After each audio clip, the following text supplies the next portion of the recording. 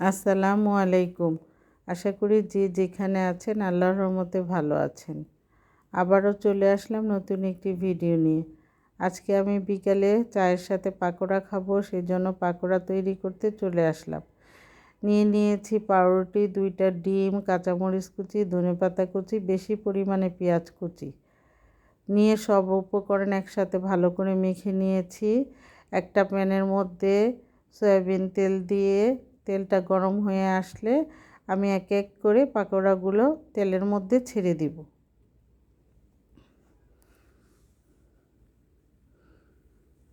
এই শীতের দিনে বিভিন্ন ধরনের পাকোড়া খেতে খারাপ লাগে না। ধনেপাতা দিয়ে সস তৈরি করে নিতে পারেন, চিলি সস তৈরি করে নিতে পারেন, খেতে কিন্তু অসাধারণ লাগে।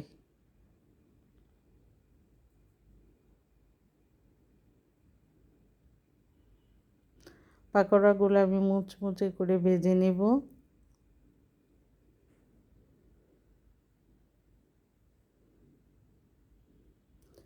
পাউরুটি দিয়ে পাকোড়া খেতে অসাধারণ মজার হয়।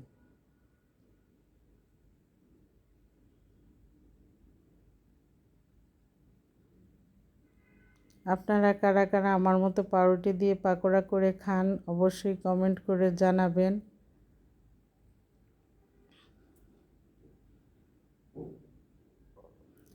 আমার এক পাশ ভাজা হয়ে গিয়েছে, পাকোড়াগুলো আমি উল্টে দিয়েছি।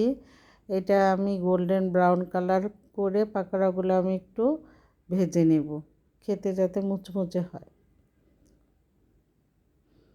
পাকোড়াগুলো আমার ভাজা হয়ে গিয়েছে, এখন আমি তেল ঝরিয়ে এটা উঠিয়ে নেব।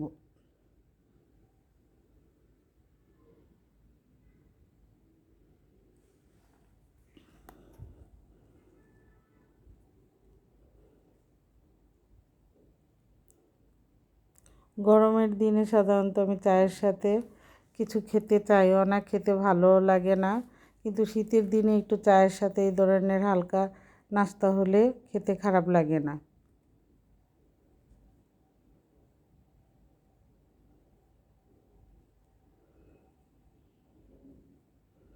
এদিকে আমার ননদ পাকোড়ার প্লেট হাতে নিয়ে দাঁড়িয়ে আছে আর আমার সাথে দুষ্টামি করে এটা সেটা বলতেছে।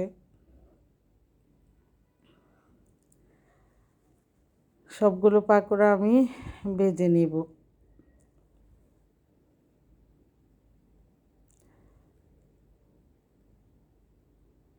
বাকি পাকোড়াগুলো আমার ভাজা হয়ে গিয়েছে,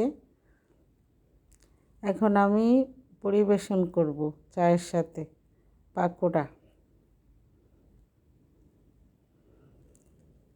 এইখানে চিলি সস আমি নিজে বানিয়ে নিয়েছিলাম, সময়ের অভাবে রেসিপিটা আপনাদের সাথে শেয়ার করতে পারি নাই।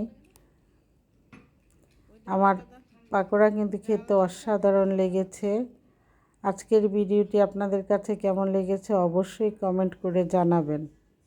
সবাই ভালো থাকবেন, আবারও দেখা হবে নতুন কোনো ভিডিওতে। আল্লাহ হাফেজ।